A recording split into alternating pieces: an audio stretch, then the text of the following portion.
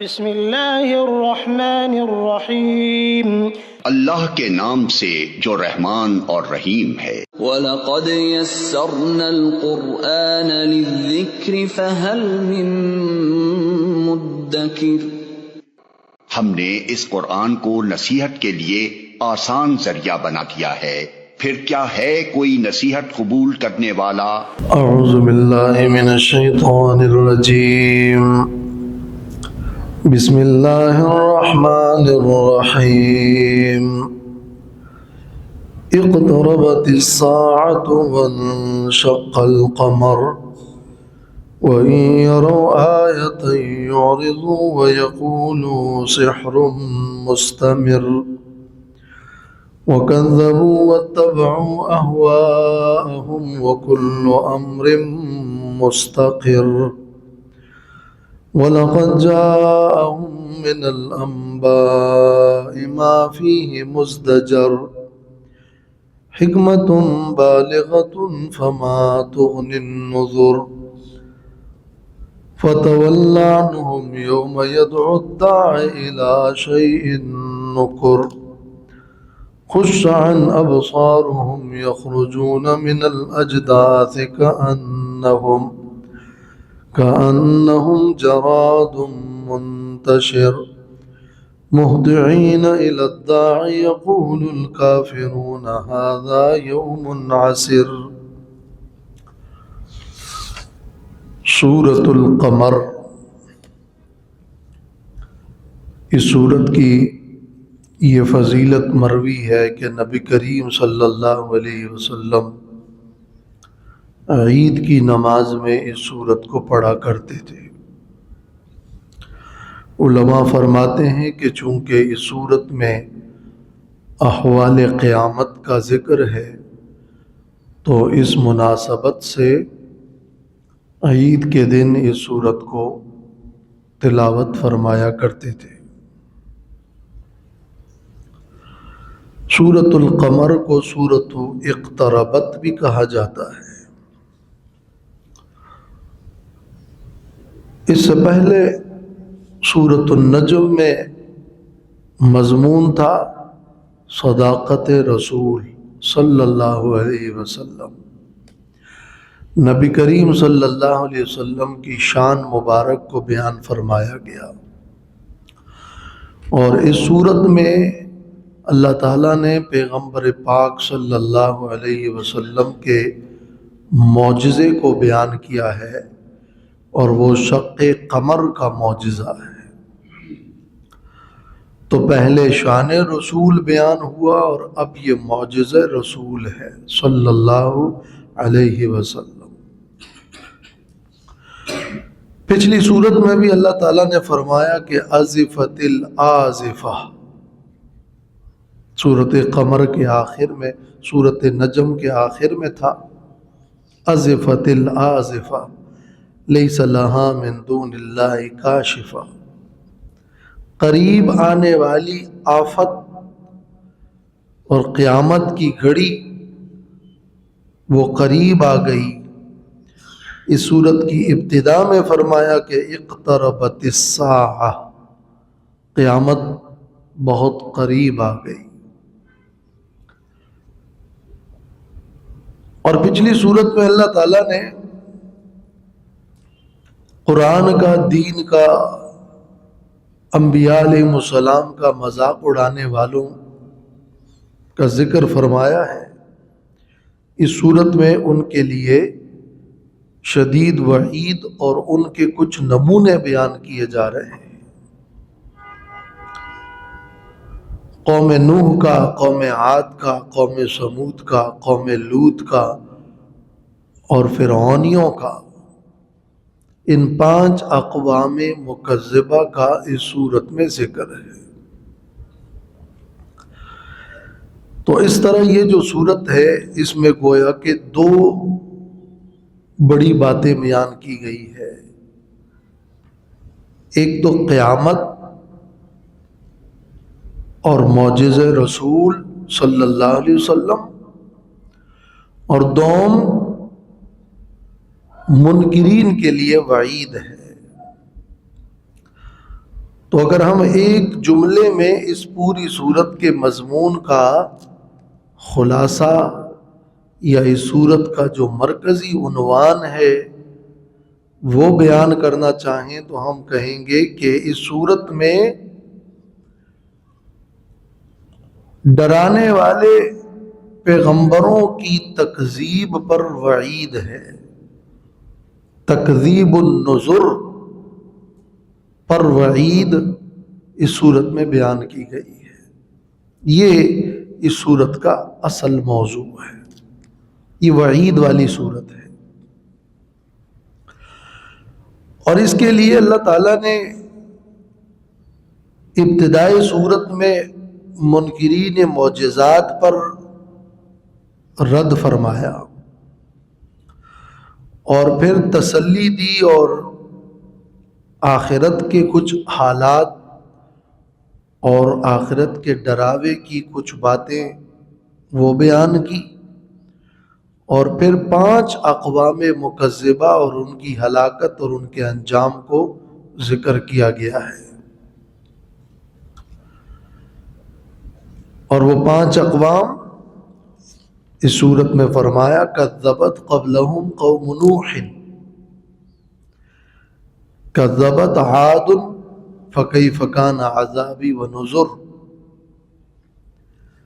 کذبت ثمود بالنذر، اور کذبت قوم لوط بالنذر، اور وَلَقَدْ جَاءَ آلَ فِرْعَوْنَ النُّذُرُ۔ ان تمام جگہوں پر صاف فرمایا کہ ان اقوام نے نذر کو، نذر نذیر کی جمع ہے، ڈرانے والوں کو، ان کی تکذیب کی۔ اس لیے اس صورت میں 4 جملے مکرر ہے، فَكَيْفَ كَانَ عَذَابِي وَنُذُرِ، فَكَيْفَ كَانَ عَذَابِي وَنُذُرِ، فَكَيْفَ كَانَ عَذَابِي وَنُذُرِ، کیسا ہوا میرا عذاب اور میرا ڈرانا، کیسا ہوا میرا عذاب اور میرا ڈرانا۔ یہ جملہ مکرر ہے 4 بار، اور 4 بار یہ جملہ بھی ہے کہ وَلَقَدْ يَسَّرْنَا الْقُرْآنَ لِلذِّكْرِ فَهَلْ مِن مُدَّكِرٍ، ہم نے قرآن کو آسان فرمایا ہے نصیحت کے لیے، تو کیا کوئی نصیحت لینے والا ہے؟ تو نصیحت قبول کرنے کی اس صورت میں ترغیب دی گئی ہے۔ یوں اس صورت کا جو خلاصہ جملہ ہوگا وہ یہی ہوگا کہ فَكَيْفَ كَانَ عَذَابِي وَنُذُرِ، اللہ کے عذاب اور ڈراوے کا اور ڈرانے والوں کی تکذیب کا اور اس کے انجام کا اس صورت میں ذکر ہے۔ یہ تو اس صورت کا خلاصہ ہوا۔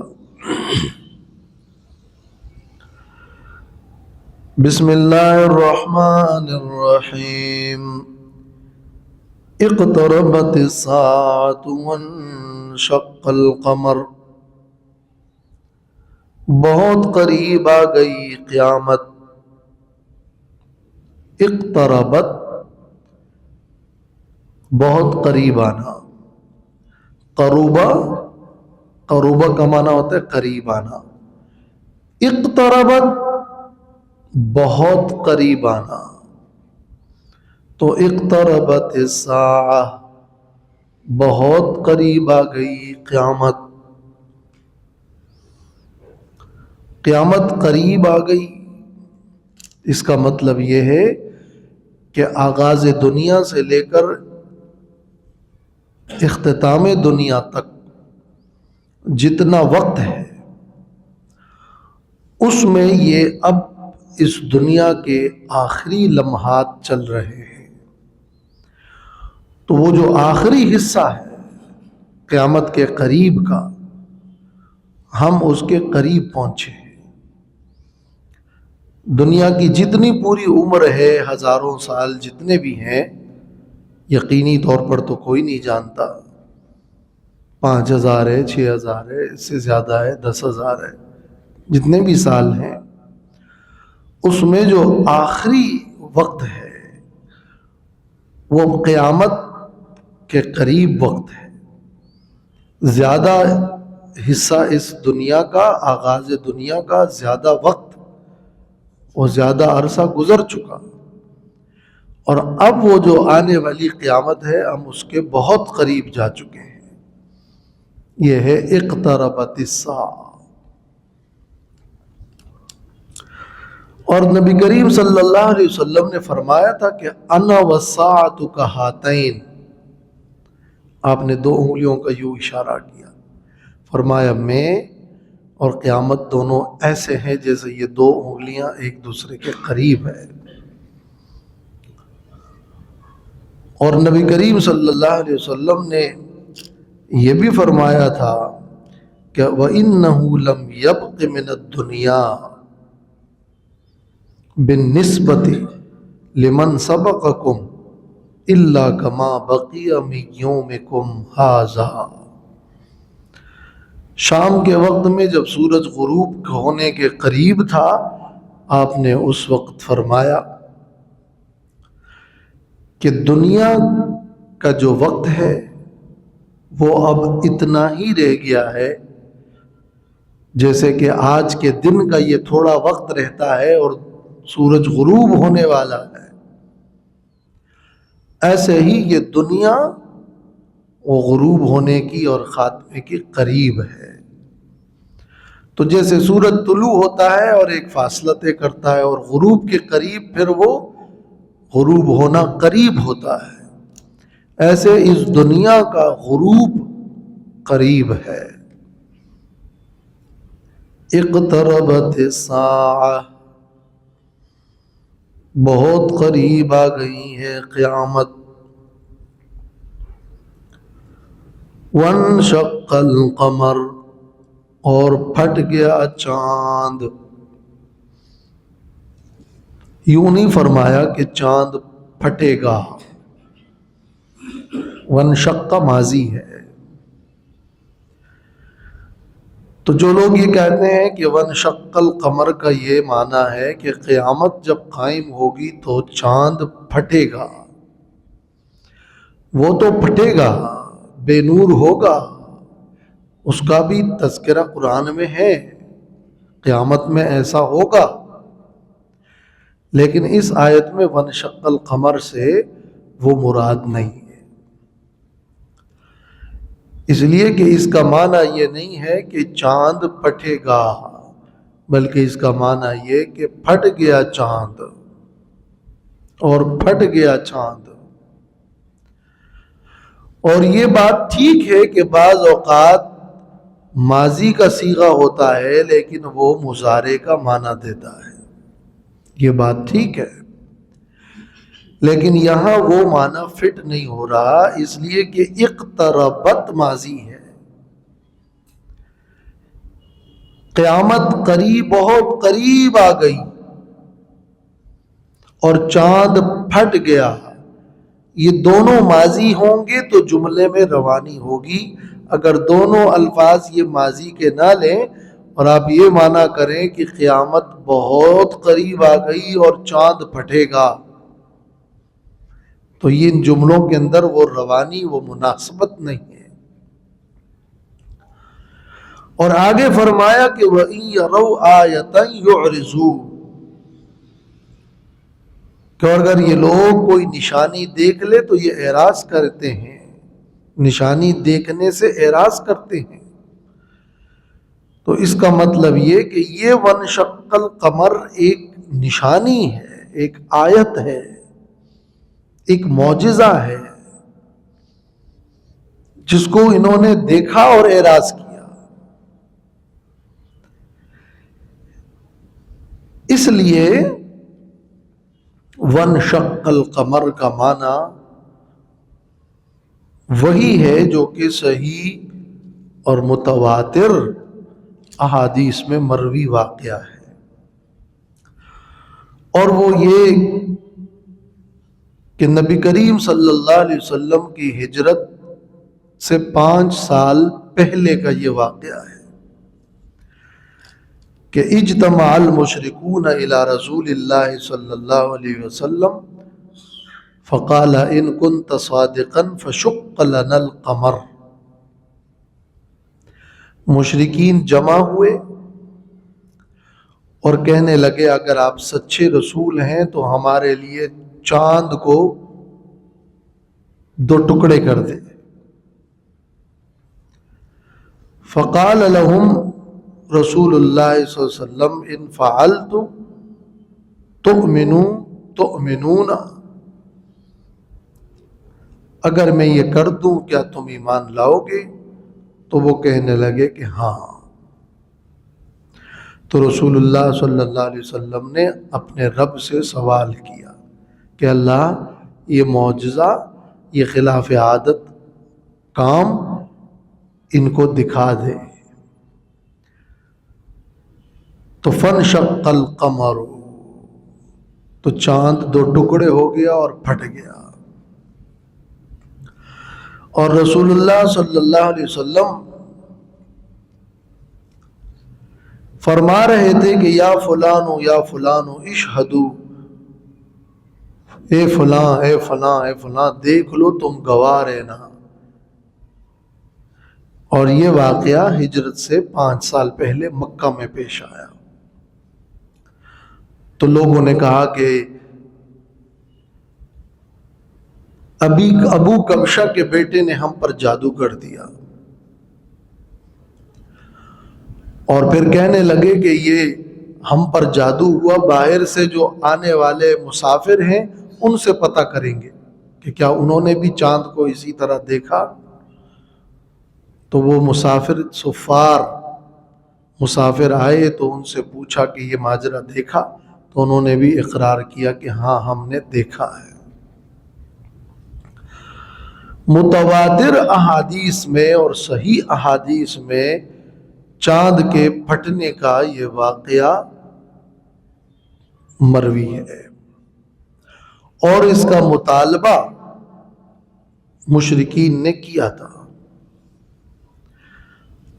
اور حدیث میں یہ موجود ہے کہ انہوں نے مطالبہ کیا تھا، سوال کیا تھا، اور یہ معجزہ دکھایا گیا.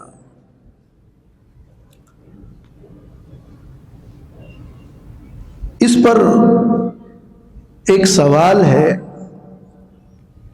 اور وہ یہ کہ جب بھی تکذیب کرنے والی قوموں نے اپنے پیغمبروں سے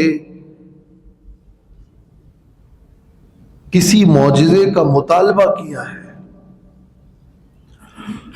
اور وہ فرمائشی معجزہ جب پیش کیا گیا اور ان قوموں نے نہیں مانا تو ان پر عذاب نازل ہوا. جیسے قوم سمود نے اونٹنی طلب کی اور اونٹنی چٹان سے نکل آئی، انہوں نے نہیں مانا تو عذاب نازل ہوا. مائدہ اور آسمان سے دسترخوان کے نزول کا مطالبہ کیا، نہیں مانا تو عذاب نازل ہوا. فرمائشی معجزات اور مطالبے پر جب معجزات پیغمبر پیش کرتا ہے اور لوگ نہیں مانتے تو عذاب کا نزول ہوتا ہے. تو ان لوگوں پر عذاب کا نزول کیوں نہیں ہوا؟ اس لیے اس سوال کا جواب سمجھنا بھی بڑا ضروری ہے، اور وہ جواب یہ ہے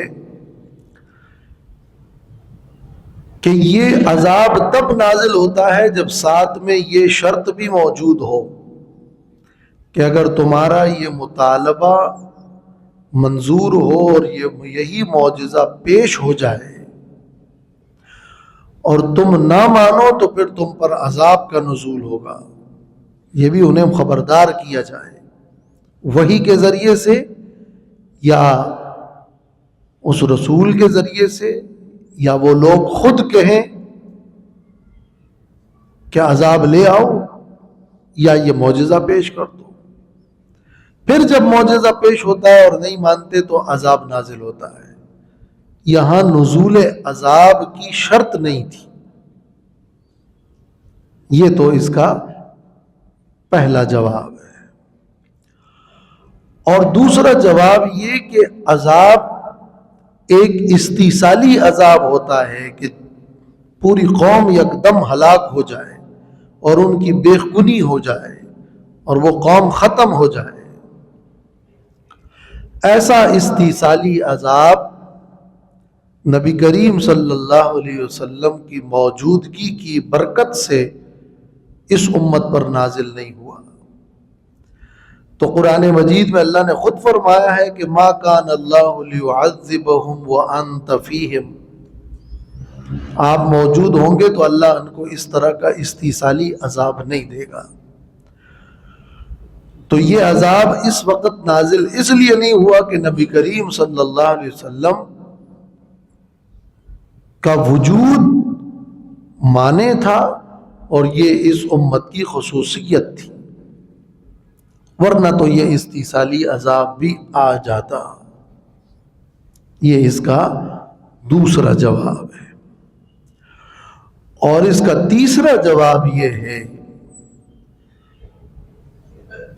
کہ یہ جو عذاب نازل نہیں ہوا والی بات ہے یہ درست نہیں ہے، بلکہ عذاب کے اقسام ہیں۔ اس امت میں اور ان لوگوں پر عذاب کا نزول یہ ہوا کہ اللہ چاہتا ہے کہ تم ان سے لڑو، جہاد کرو، تمہارے ہاتھوں اللہ ان کو سزا دینا چاہتا ہے۔ قاتلوہم یعذبہم اللہ بأیدیکم، اللہ تمہارے ہاتھوں ان کو سزا دینا چاہتا ہے۔ اور ان کفار اور مشرکین کو پھر مختلف غزوات میں اور بدر میں ان کو جو سزائیں ملی اور وہ جو مغلوب ہوئے، یہ تمہارے ہی ہاتھوں ان کو سزا ملی۔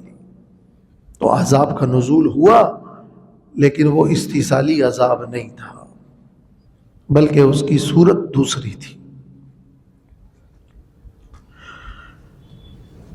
اس لیے یہ شق قمر کا معجزہ ایک عظیم معجزہ ہے، متواتر۔ اور یہی وجہ ہے کہ مفسرین نے، امام رازی نے تفسیر کبیر میں لکھا ہے کہ اجمع المفسرون على ان هذا الانشقاق قد وقع في زمانه صلی اللہ علیہ وسلم۔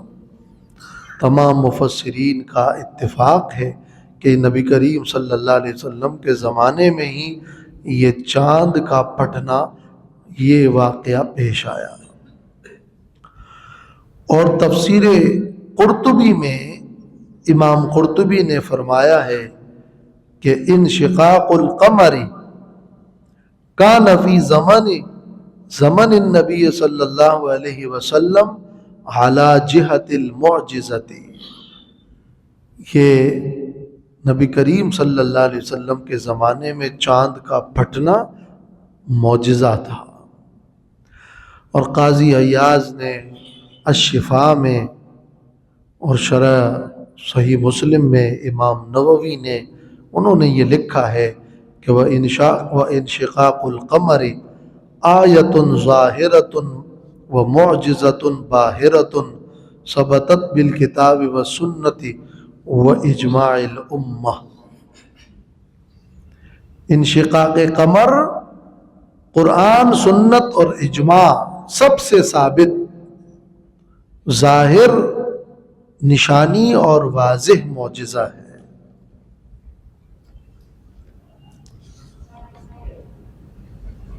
تو وانشق القمر، اور پھٹ گیا چاند۔ باقی عقل پرست لوگ اور فلسفی لوگ اور مستشرقین وہ اس پر اعتراضات کرتے ہیں کہ چاند اجرام فلکی میں تو پھٹ نہیں سکتا اور تاریخ میں کہیں ثابت نہیں ہے۔ تو اس کا تو جواب واضح ہے کہ یہ فعل اللہ تبارک و تعالیٰ کا ہے، خرق عادت ہے، یہ معجزہ ہے، عام حالات میں اگر نہیں بھی ہو سکتا تو یہ کسی مخلوق نے تو نہیں کیا ہے، وہ تو خالق کائنات ہے، اور یہ ثابت ہے۔ تاریخ میں نہیں لکھا تو حدیث میں لکھا ہے، حدیث کی سند اور حدیث کا ثبوت تو تاریخ سے بدرجہ بڑھ کر ہے، حدیث میں موجود ہے اور تم تاریخ کی بات کرتے ہو۔ حدیث سے بڑھ کر زیادہ قوی ذریعہ نقل کا کیا ہوگا، یہ تو تاریخ سے بڑھ کر ہے۔ اور پھر رات کا وقت تھا، اور کیا سب لوگ آسمان کی طرف دیکھ رہے تھے؟ اور اکثر لوگ تو اس وقت سوئے ہوتے ہیں، اور اس زمانے میں یہ رصدگاہیں اس کی طرف، آسمان کی طرف متوجہ تو تھی نہیں، اور اجرام فلکی کا ٹکڑے میں ہونا کوئی بعید ہے بھی نہیں۔ اور بعض تاریخوں میں لکھا بھی ہے، کہتے ہیں کہ تاریخ فرشتہ جو ہندوستان کی مستند تاریخ ہے، اس میں بھی یہ لکھا ہے کہ یہ شق قمر دیکھا گیا ہے۔ لیکن اگر نہیں بھی ہو تو حدیث میں موجود ہے، صاف واضح ثابت ہے۔ یہ اس قسم کی باتوں سے یہ عظیم معجزہ، متواتر معجزہ، اجماعی معجزہ مشکوک نہیں ہو سکتا۔ وَإِن يَرَوْا آيَةً يُعْرِضُوا وَيَقُولُوا سِحْرٌ مُسْتَمِرٌ، اور اگر دیکھ لیں وہ کافر کوئی نشانی، یعرضوا تو وہ اعراض کرتے ہیں، وَيَقُولُوا اور کہتے ہیں، کہیں گے، سحر مستمر کہ یہ جادو ہے مضبوط۔ جب وہ کوئی نشانی اور معجزہ دیکھتے ہیں تو اعراض کرتے ہیں، اپنے رویے سے بھی اعراض کرتے ہیں، اور اس جادو اور اس معجزے کو کہتے ہیں کہ یہ جادو ہے۔ تو ان کا تو آسان جواب ہے، بس یہ جادو ہے۔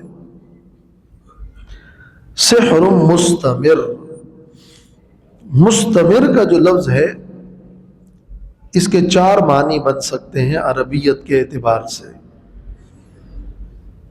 مر یمر کا معنی گزر جانا، مر یمر گزرنا، استمر تو اس سے یہ اگر لفظ ہو مستمر مر یمر سے تو اس کا معنی ہے ذاہب۔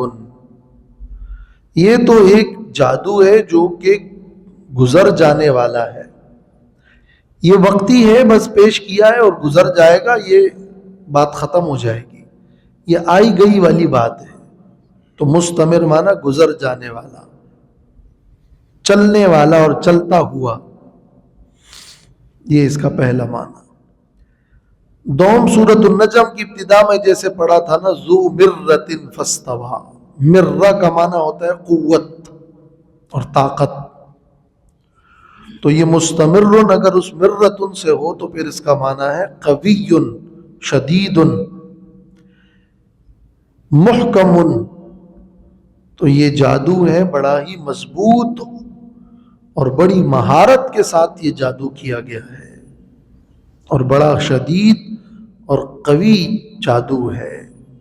یہ اس کا مستمر کا دوسرا معنی ہے محکم، مضبوط۔ اور عربی میں یہ مستمر کا لفظ اسے مر، الحق مر، حق کڑوا ہوتا ہے، تو یہ مرن سے ہو اور مرارہ سے ہو تو پھر اس کا معنی ہے کہ یہ جادو ہے مستمر، تلخ اور کڑوا۔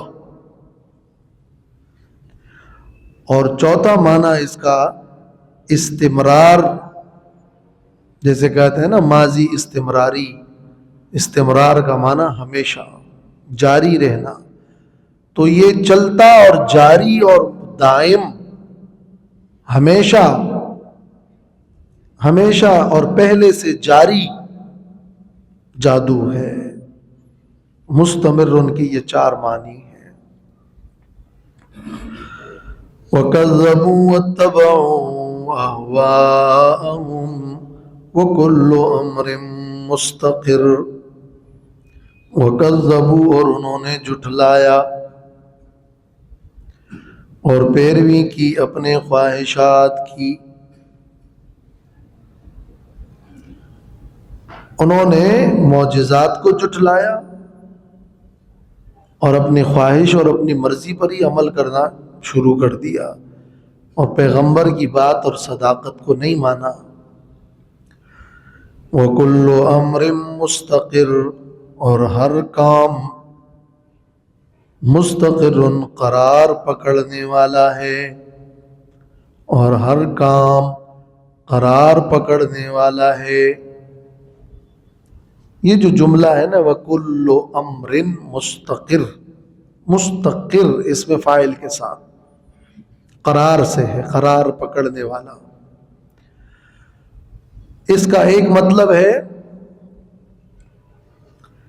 کہ ہر کام چاہے وہ اچھا کام ہو یا وہ برا کام ہو، وہ مستقر اور پکڑنے والا ہے، قرار پکڑنے والا ہے. یہ اچھا کام کرنے والے کو جنت کی طرف پکڑ کر لے جانے والا ہے، اور یہ برا کام کرنے والے کو جہنم کی طرف پکڑ کر لے کر جانے والا ہے. تو ہر کام چاہے خیر ہو وہ بھی مستقر اور پکڑ کر لے جانے والا ہے جنت کی طرف، اور ہر کام چاہے وہ شر ہو وہ بھی پکڑ کر لے کے جانے والا ہے جہنم کی طرف. امام قرطبی نے اپنی تفسیر میں اس جملے کا یہ معنی نقل کیا ہے کہ یستقر بکل عامل عملہ، یستقر بکل عامل عملہ، یا یستقر بکل عامل عملہ، اس کا عمل اس کو پکڑ کر لے کے جانے والا ہے. اور اس جملے کا ایک دوسرا معنی یہ کہ ہر چیز کے لیے قرار ہے، وہ جائے گا، حرکت کرے گا، ہر کام، ہر فیصلہ، ہر رویہ وہ چلے گا، چلتے چلتے چلتے ایک قرار پائے گا. یعنی وہ کہیں جا کر تو ٹھہرے گا، کہیں جا کر تو اس کا نتیجہ نکلے گا، کہیں تو اس کی انتہا ہوگی، کہیں تو اس کا انجام ہے. لہذا اگر یہ لوگ آج تکذیب کر رہے ہیں اور اپنی خواہشات پر چل رہے ہیں تو نہ مانے، یہ معاملہ چلتا رہے، لیکن چلتے چلتے یہ معاملہ بے انتہا نہیں چلے گا. یوں یہ سلسلہ جا کے کہیں رک جائے گا. یہ دنیا چل رہی ہے تو کہیں جا کے رکے گی، یہ ظلم چل رہا ہے تو یہ کہیں جا کے رکے گا، یہ حق و باطل کی کشمکش جاری ہے تو یہی کہیں جا کر ٹھہرے گا، اور اس کا کوئی نہ کوئی ایک نتیجہ، کوئی رزلٹ، کوئی انجام، کوئی فیصلہ وہ ہونا ہے. تو یہ مت کہو کہ یہ معاملہ یوں ہی چلتا رہے گا، بلکہ ہر کام قرار پکڑنے والا ہے. اپنے وقت پر جا کر یہ کام ختم ہوگا اور اس کی انتہا ہوگی اور اس کا ایک انجام ہوگا. یہ اس کا دوسرا مفہوم ہے کہ وَكُلُّ أَمْرٍ مُسْتَقِرٌ. وَلَقَدْ جَاءَهُم مِّنَ الْأَنبَاءِ مَا فِيهِ مُزْدَجَرٌ، اور البتہ تحقیق کے ساتھ ان لوگوں کے پاس آئی ہیں خبریں، خبروں میں سے وہ خبریں فیہ مزدجر کہ جن خبروں میں ڈانٹ ڈپٹ ہے، کہ جن خبروں میں مزدجر باز آنے کا سامان ہے. مزدجر کا لفظ جو ہے وہ زجر سے ہے، زجر یزجر زجرن کا مطلب ہوتا ہے ڈانٹ، جھڑکی، کسی کو جھڑکنا، ڈانٹنا، روکنا، منع کرنا. اور منع کرنے پر جب وہ باز آ جائے تو یہ پھر ازدجار ہے. زجرتہ فازدجر، میں نے اس کو روکا تو وہ باز آ گیا. اس ازدجار باب افتعال سے، اس سے مزدجر ہے. جو باب افتعال کے قواعد ہیں صرف کے اندر، علم الصرف میں، اس میں یہ مزدجر اصل میں تھا مزدجر.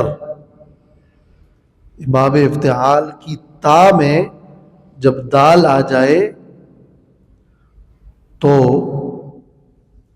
جب تا باب افتعال میں، یہ تا دال میں بدل چکا ہے، اس لیے کہ اس کے فا کلمے میں زا آئی ہے، تو مزدجر سے مزدجر ہو گیا.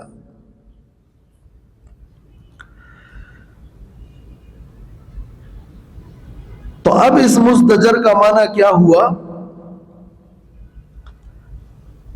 ان لوگوں کے پاس خبریں آئی ہیں، اور ایسی خبریں آئی ہیں کہ اگر وہ خبریں یہ لوگ سن لیں تو اس میں ان کے باز آنے کے لیے بہت نصیحت ہے، بہت عبرت ہے، بہت باز آنے کا سامان موجود ہے. لیکن ان پر تو اثر ہی نہیں ہوا، اور اثر نہیں ہو رہا. حکمت بالغۃ، اور اس میں صرف زجر اور ڈانٹ ڈپٹ نہیں ہے، بلکہ اس میں حکمت کی باتیں ہیں، دانائی کی باتیں ہیں. اور ایسی دانائی کی باتیں بالغۃ جو کہ دل تک پہنچنے والی ہیں. بالغ کا معنی پہنچنے والی، وہ ایسی باتیں ہیں جو کمال تک پہنچنے والی ہے، دل تک پہنچنے والی ہے. تو کامل دانائی یا دل تک مؤثر دانائی، دل تک پہنچنے والی پر مؤثر ہوگی، اور کمال تک پہنچنے والی کامل ہوگی اور سچی ہوگی. تو سچی اور مؤثر اور کامل حکمت و دانائی بھی اس کے اندر موجود ہے، اور ان خبروں کے اندر باز رہنے کی اور روکنے کی اور ڈانٹ ڈپٹ کی باتیں بھی موجود ہیں. یہ سب کچھ ان کے پاس آیا ہے. لیکن فما تغنی النذر، پھر بھی یہ ڈرانا ان کو فائدہ نہیں دیتی. فما تغنی، فائدہ نہیں دیتی. پھر بھی النذر، یہ ڈرانا. النذر کا لفظ مصدر بھی استعمال ہو سکتا ہے بمعنی ڈرانا، اور یہ نذیر کی جمع بھی ہوتی ہے، ڈرانے والے. تو ڈرانے والے ان کے کسی کام نہ آئے، اور ڈرانے والوں کے ڈراوے سے ان کو کوئی فائدہ نہیں ہوا، اور پھر بھی وہ ڈرانا ان کو فائدہ نہیں دیتی اور وہ کام نہ آیا.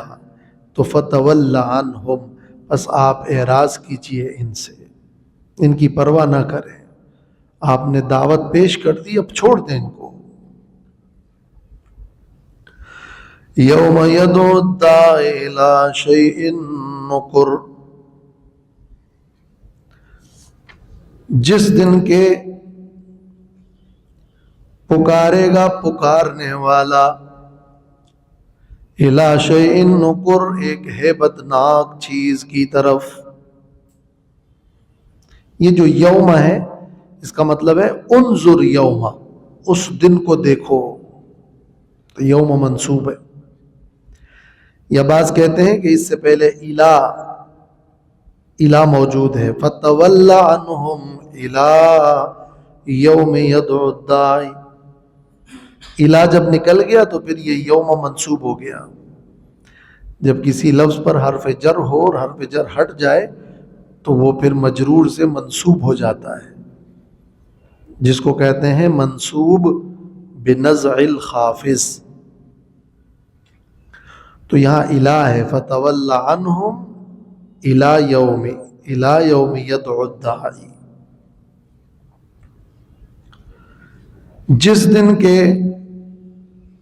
داعی اور پکارنے والا فرشتہ اسرافیل، داعی سے مراد ہے اسرافیل، وہ یدعو پکارے گا. یدعو، یہ یدعو اصل میں کیا ہے؟ یدعو.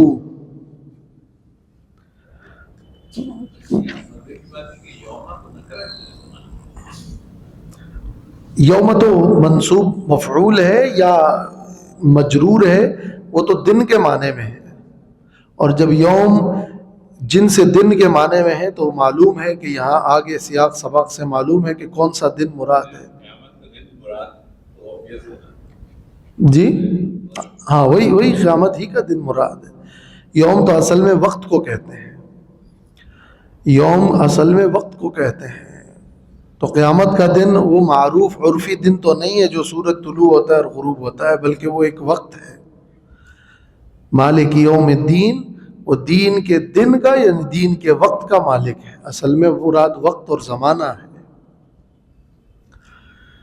جس دن کے بلائے پکارے گا پکارنے والا اسرافیل، الی شیء، ایک ایسی چیز کی طرف، نکر، جو کہ ہیبتناک ہے. نکر ناگوار، نکر انجانی چیز. وہ قیامت اور محشر کا جو میدان ہے اس کی پوری ماہیت اور کیفیت سے ہم بے خبر ہیں، اور وہ حالت بڑی مکروہ اور ناگوار ہوگی اور بڑی ہیبتناک ہوگی. نقر کا اصل معنی ہے الامر الفظیع العظیم. الامر الفظیع العظیم، ایک بڑا ہیبتناک معاملہ اور ایک ہیبتناک چیز کی طرف وہ اسرافیل علیہ السلام پکارے گا.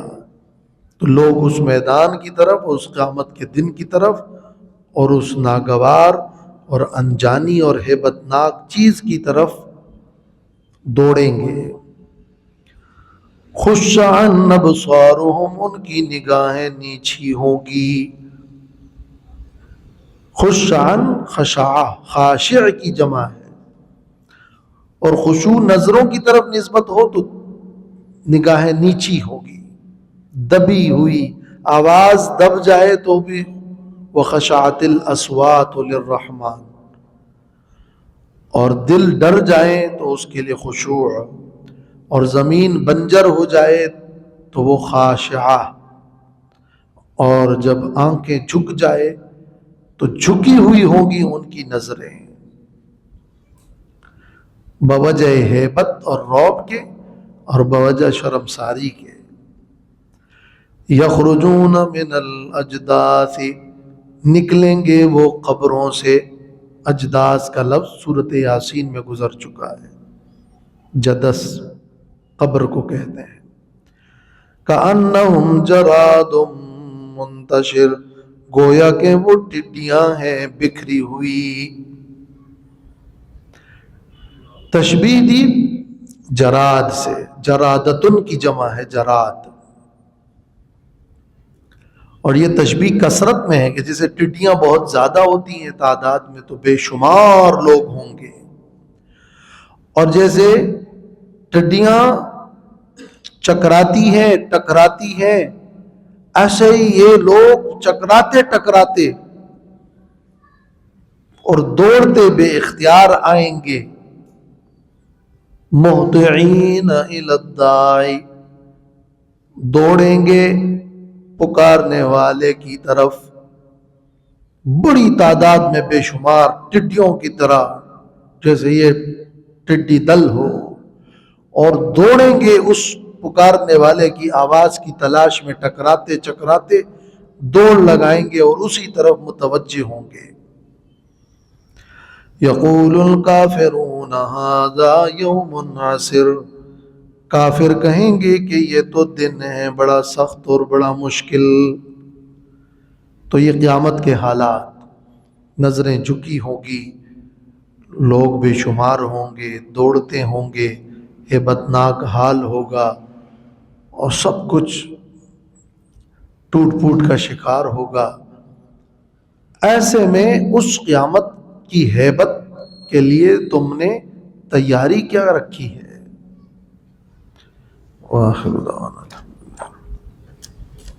الحمدللہ والصلاة والسلام علی خیر خلق محمد وعلی آلہ وصحبہ۔ ربنا تقبل منا انک انت السمیع العلیم وتب علینا انک انت التواب الرحیم، وصلی اللہ